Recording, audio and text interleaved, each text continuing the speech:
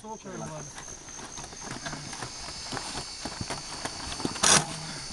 Nossa, mano. Mexeu.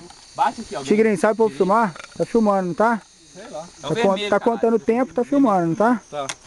Ô, alguém tem que bater aqui enquanto faz isso, cara. Sério mesmo. Tá filmando, né? Tá contando o tempo aqui, Eu né? acho que pisando é o melhor. O melhor jeito. Então Tá pisa aqui filmando. enquanto Tá, eu então falo. deixa eu filmar. É. Então, aí Helena, ó, o Paulinho tá aqui pedindo pra filmar ele.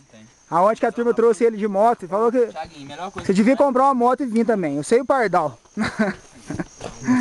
Olha lá, ó. Aí, Helena, ó, aqui, aí pra você ver. No meio da trilha, o rapaz é saudável, entendeu? Parou pra beber água, Sabe o que pode fazer? né? Aí você xinga ele, com esse cigarrinho na mão ali, ó. Você xinga ele. Aí, ó. Dá um recado pra sua mãe aí, você não queria que ela ouvisse? Fala aí, mãe, onde que eu tô, que eu choro, você vai ver. Fala.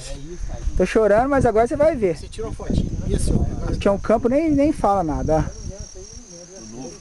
O ambiente aqui é um pouquinho hostil mesmo, mas nada que não seja superável.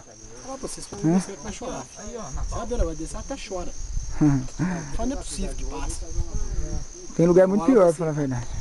Porque você vai vendo a turma subindo, você vai tentando. Você vai animando. Se olhar, não vai. Você não vai lá aqui. Você não vai, é. Aqui simplesmente saiu a corrente da moto.